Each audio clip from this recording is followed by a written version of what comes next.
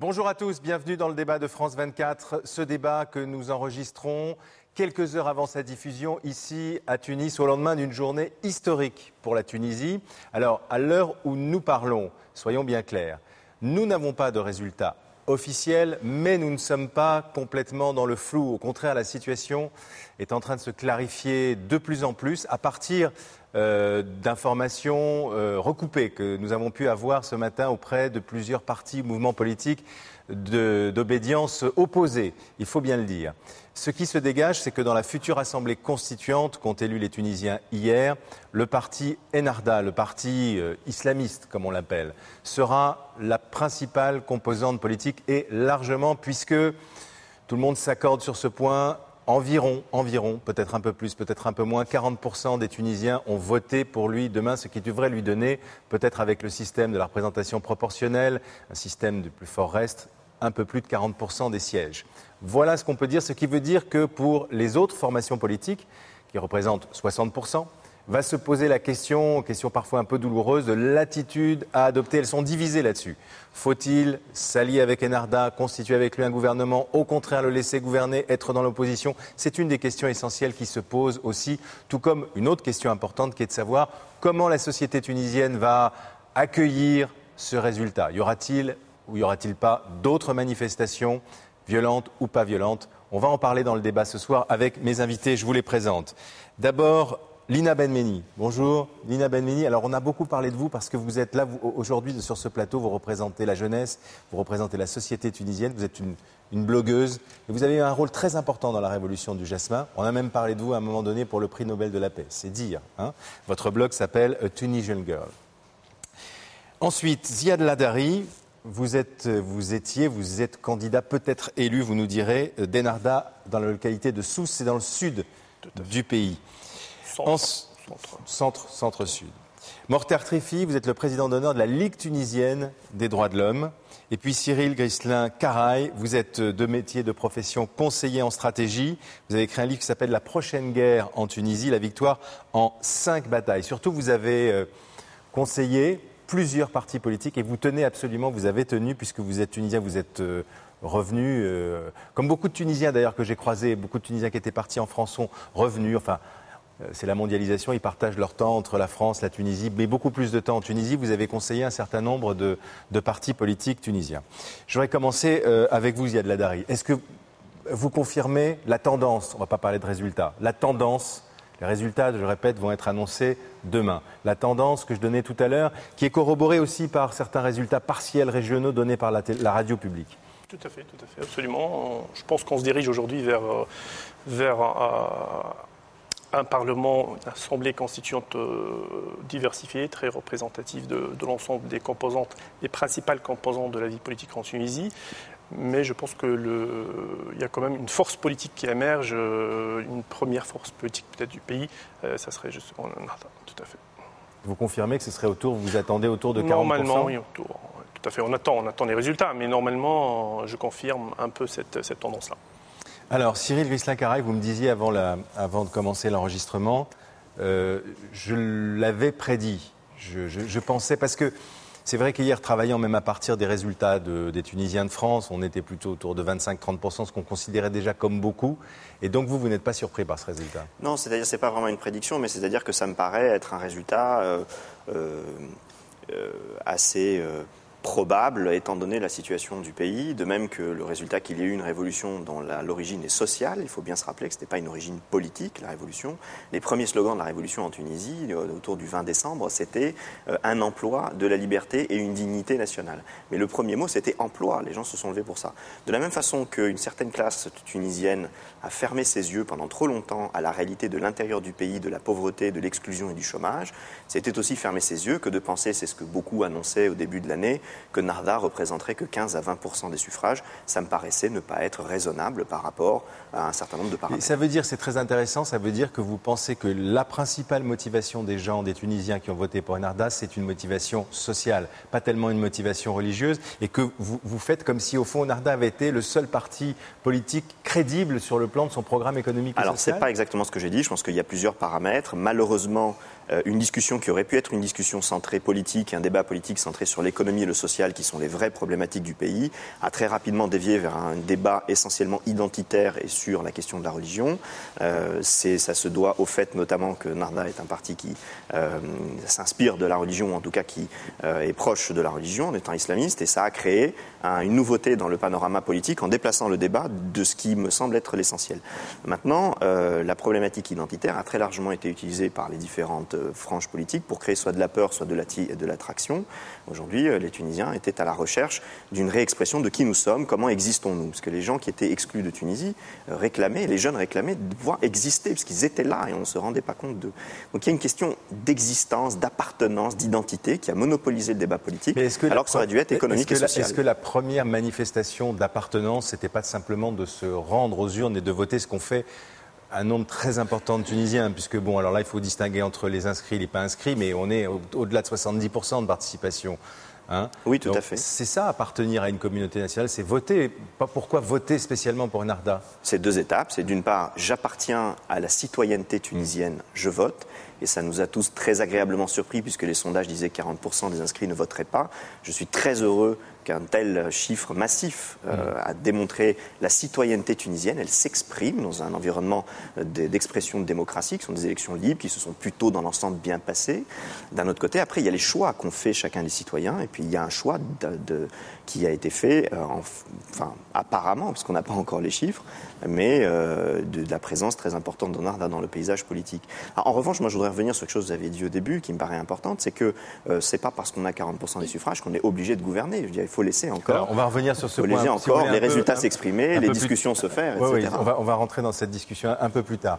Lina Benmeni, je vais vous donner la parole maintenant. Je vous ai suivi ce que vous avez dit, à la fois sur votre blog et puis aussi les interviews que vous avez données. Vous avez dit très clairement, je ne sais pas si vous l'avez fait, que vous ne voteriez pas. Je n'ai pas voté. Ouais. Est-ce que vous pouvez nous expliquer pourquoi ? Oui, parce que pour moi, c'est une question de principe. Moi, je ne suis pas vraiment une femme politique. Je suis tout simplement une citoyenne tunisienne, une blogueuse. Donc, pour moi, faire une révolution, c'est couper avec le passé. Et puis, on pourra, après avoir fini la révolution, on pourra parler de transition démocratique.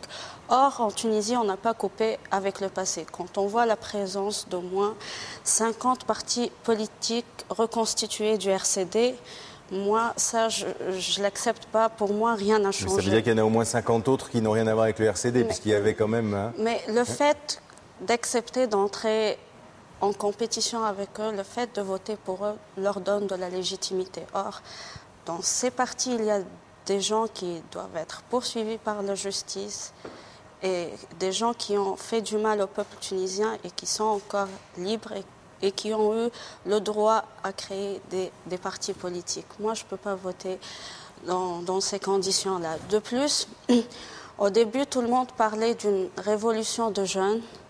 Et puis, quand on observe les listes, on voit qu'à part quelques listes où il y a les jeunes à la tête des listes, pour toutes les autres, les jeunes sont en bas, oui. En bas de la liste. On peut dire la même chose des femmes, d'ailleurs. Voilà. Donc, voilà, je sens que les jeunes et les femmes ont été exclus. Ils sont là pour la forme. Mais quand même, cette révolution, vous l'avez quand même bien faite. Je ne dis pas que le droit de vote, c'est tout dans la démocratie. Ouais. Mais cette révolution, vous l'avez quand même bien faite pour vous exprimer, pour avoir la possibilité de vous exprimer. Pourquoi, dès que cette possibilité vous est enfin donnée pour la première fois, même si c'est imparfait, même si on peut critiquer, ne pas voter? Et est-ce que vous le regrettez si les résultats sont ce qu'ils semblent devoir être aujourd'hui? Ne pas voter est une forme d'expression. Tout d'abord, je pense que c'est une forme d'expression. Et puis, non, je ne le regrette pas. Voilà, comme on voit les chiffres, voilà, on parle même de 90% de gens qui ont voté. Donc, si moi j'ai boycotté, ça n'a pas changé grand chose. Donc, voilà. Mais moi, je tiens à mes principes. C'est-à-dire vous avez boycotté, mais sans vouloir en faire de vous un exemple à suivre. Non, c'est ça, moi, pas de prosélytisme. Moi, je l'ai dit dans toutes mes interviews. Moi, si j'ai exprimé ça parce que j'ai pas l'habitude de mentir, donc j'ai dit que c'est mon opinion, c'est mon choix, mais j'appelle pas les gens à boycotter. Ça, c'est un choix personnel. J'ai pas le droit d'appeler les gens à boycotter. Par contre, j'ai le droit de ne pas voter. Bon, vous nous direz tout à l'heure comment vous continuez à envisager votre expression, votre vie dans la nouvelle Tunisie. Mokhtar Trifi, votre sentiment sur le résultat, comme président de vice-président de la Ligue tunisienne des droits de l'homme et comme citoyen aussi. Tout d'abord, il y a une fierté qui ne peut pas ne pas s'exprimer. Avec ce qu'on a vu hier, la participation populaire, la liesse, dirais-je, qu'on a vécu toute la journée d'hier. Ça, c'est un point important. Aujourd'hui, les résultats, on ne les connaît pas encore. Il y a des tendances claires que Nahda va certainement être classé largement en tête. Il ne faut pas tourner autour du pot, je dirais. Voilà. Bon. Le problème qui va se poser, moi personnellement, comme la question m'a été posée tout à l'heure, je n'ai pas peur de Nahda. Mais je dis que nous allons être vigilants, toute la société va être vigilante pour que Nahda ne s'accapare pas tout le pouvoir. De toute manière, elle ne pourra pas. Pourquoi? Justement, avec la composition de l'Assemblée constituante, elle ne sera pas seule. Moi je ne crois pas qu'elle aura plus de 40% des sièges, comme vous l'avez dit au départ. Elle aura peut-être 40% des voix, mais généralement, avec le système électoral à la proportionnelle au plus fort reste, les sièges seront certainement un peu moins que les voix exprimées. Ça dépend, parce qu'il y a quand même beaucoup de listes qui auront des tout petits scores, donc ils n'auront pas de siège. Mais il y a une dispersion très forte. Ça va se disperser sur les partis politiques qui sont en lice, qui vont avoir des restes à compter.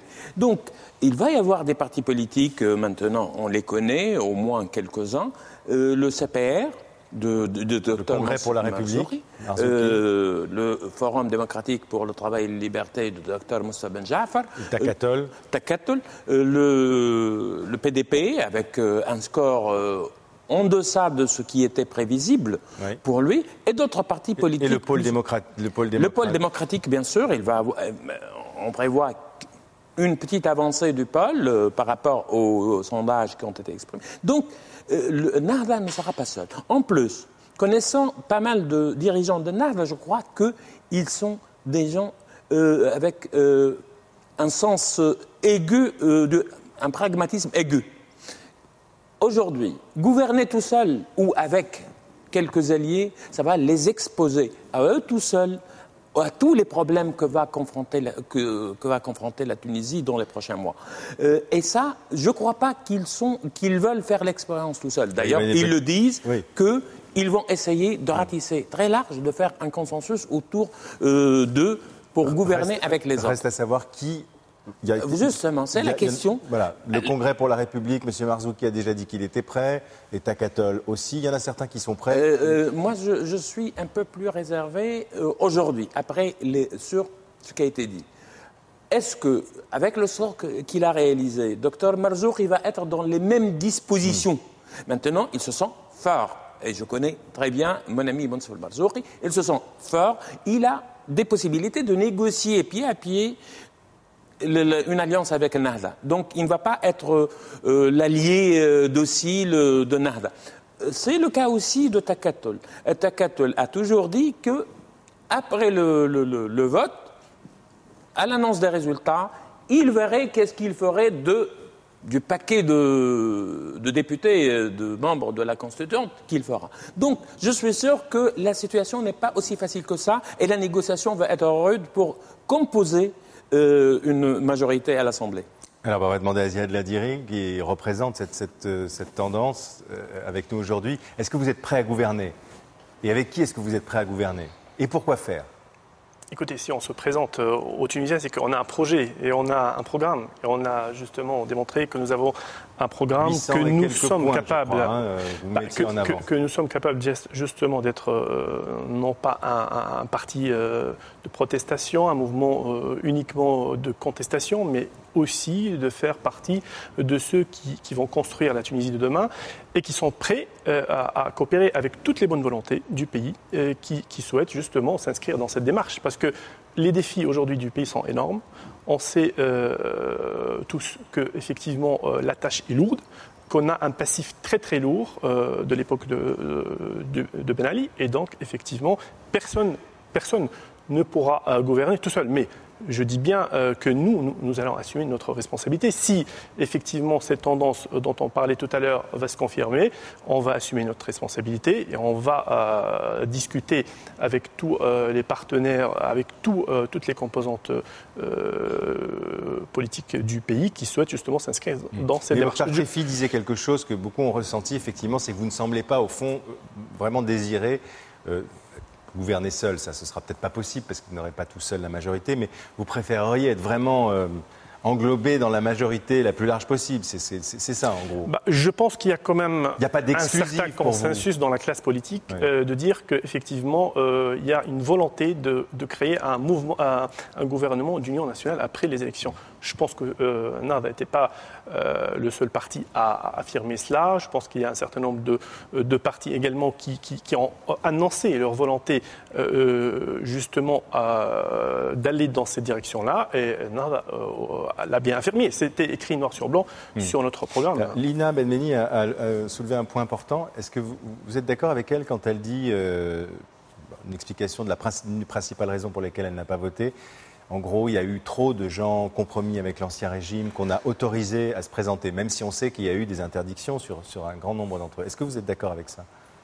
Je pense que la première, je dirais, qualité, obligation, droit d'un citoyen, justement, c'est d'aller voter, d'inscrire sa démarche dans une volonté de participation. C'est ça, en tout cas, moi je comprends la citoyenneté ainsi. Donc, qui est justement un certain nombre de partis que les Tunisiens ont pensé exclure en fait en réalité avec quand on a banni l'RCD, etc.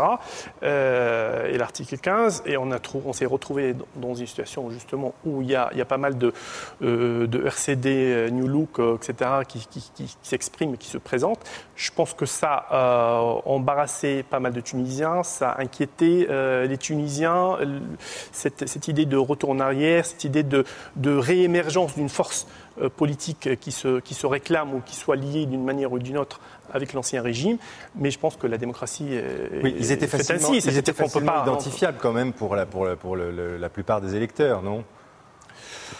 Pas tous. Les plus en vue sont reconnaissables. Et d'ailleurs, les plus en vue ont peut-être été interdits de se présenter quand même. Non, les plus en vue, c'est-à-dire les partis, les plus en vue comme étant des anciens du RCD, sont reconnaissables et reconnus. Ouais. Et d'ailleurs, lorsqu'on voit la physionomie du vote qu'ils ont, eux, dans les régions, c'est un peu un vote plus ou moins régional, puisque c'est dans les régions des chefs de ces partis-là qu'ils ont émergé le plus. Effectivement. Donc là, il faut noter, ce qui aussi une des choses qu'on nous signale avant de connaître les résultats, c'est que dans les régions où traditionnellement le RCD était fort, où ses leaders étaient originaires, ils ont quand même fait les partis qui sont issus de cette mouvance, on va dire, ont quand même fait des chiffres... Il y en a peut-être un seul qui a fait un chiffre, c'est le Moubedra. Mais les autres, c'est un peu marginal. Mais lorsque vous voyez, par exemple, comme on l'a dit ce matin, une région comme Sidi Bouzid, qui était un fief du RCD, a voté aussi, en partie, pour ces partis-là, les survivances du RCD.